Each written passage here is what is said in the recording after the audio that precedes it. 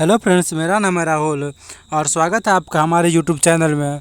तो दोस्तों, आज 16 सितंबर है और थर्ड शिफ्ट का एग्ज़ाम जो है वो ख़त्म हो गया है। तो थर्ड शिफ्ट का जो सब क्वेश्चन पूछा गया था साइंस जी का और करंट अफेयर्स का कुछ क्वेश्चन मेरे पास आया है। वो क्वेश्चन मैं आप लोगों को बताने वाला हूँ कि कौन कौन से क्वेश्चन पूछे गए थे। तो पहला क्वेश्चन पूछा गया था कि गोवा मुक्ति दिवस कब मनाया जाता है। तो गोवा मुक्ति दिवस कब मनाया जाता है, ये पहला क्वेश्चन था। तो गोवा मुक्ति दिवस जो है, गोवा और दमन द्वीप में हर साल लगभग 19 दिसंबर को गोवा मुक्ति दिवस मनाया जाता है।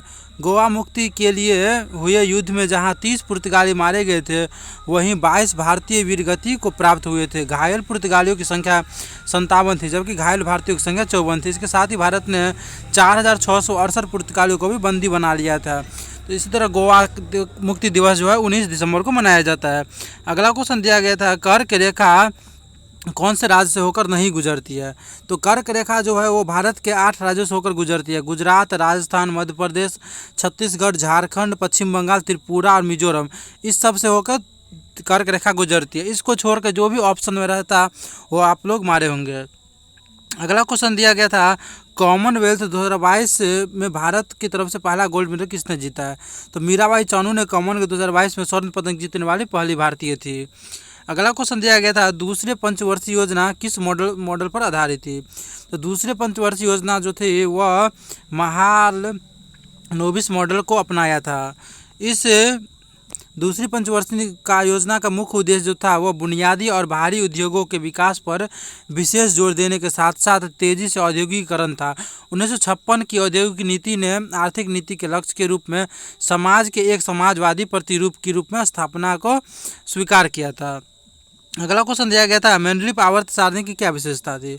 तो मेंडलीफ आवर्त सारणी की जो व्यवस्था थी, तत्वों के अध्ययन में सुविधा होती है, तत्वों के परमाणु भार ज्ञात करने में आसानी होती है, नए तत्वों के आविष्कार में भी सहयोग मिलता है, अनुसंधान कार्य क्षेत्र में सहायता मिलती है। तो ये सब उसकी मेंडलीफ आवर्त सारणी की विशेषता है। अगला क्वेश्चन दिया गया था, गोदावरी नदी का उद्गम कहाँ से होता है। तो गोदावरी नदी का उद्गम जो है, इसकी उत्पत्ति पश्चिमी घाट में त्र्यंबक पहाड़ी से हुई है।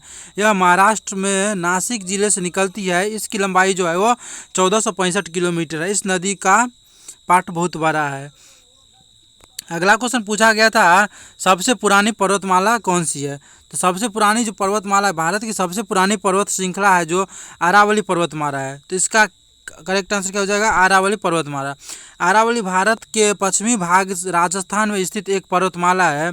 भारत की भौगोलिक संरचना में अरावली प्राचीन पर्वत है। यह संसार की सबसे प्राचीन पर्वत श्रृंखला है जो राजस्थान को उत्तर से दक्षिण के 2 भाग में बांटती है। अगला क्वेश्चन दिया गया था, 2022 के अनुसार भारत के संविधान में कितने मौलिक कर्तव्य है।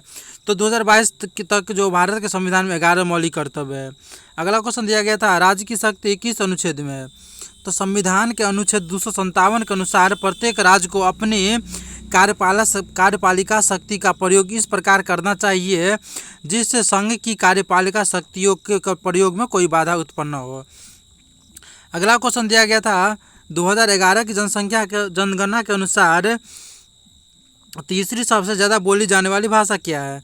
तो तेलुगु को पछाड़ कर मराठी जो है, मराठी तीसरी नंबर पर बोलने वाली सबसे, मतलब मराठी जो है तीसरे नंबर पे है। 2011 की जनगणना के अनुसार मराठी तीसरे नंबर पे है। अगला क्वेश्चन दिया गया था, प्लास्टर ऑफ पेरिस में जल की मात्रा कितनी होती है। तो प्लास्टर ऑफ पेरिस में जो है वो जल की मात्रा जो है, प्लास्टर ऑफ पेरिस में जल की मात्रा क्या है। प्लास्टर ऑफ पेरिस का जो सूत्र होता है CaSO4 .12H2O। तो यहाँ पे जैसे कि देख सकते हैं कि हाफ H2O दिया गया है, तो इसका मतलब जो है आधा अणु जो होता है, आधा अणु जल की मात्रा होती है। तो इसका करेक्ट आंसर क्या हो जाता है, हाफ हो जाएगा। मतलब जल की मात्रा जो होती है हाफ अणु होती है, आधा होती है जल की मात्रा होती है। अगला क्वेश्चन दिया गया था, गंगा नदी को साफ करने के लिए प्रधानमंत्री द्वारा कौन सी योजना लाई गई। तो गंगा नदी को जो साफ करने के लिए प्रधानमंत्री द्वारा जो है वो नमामि गंगा जो योजना है वो लाई गई थी। तो दोस्तों, मेरे पास इतना क्वेश्चन आया था जो कि मैंने आप लोगों को करवा दिया है।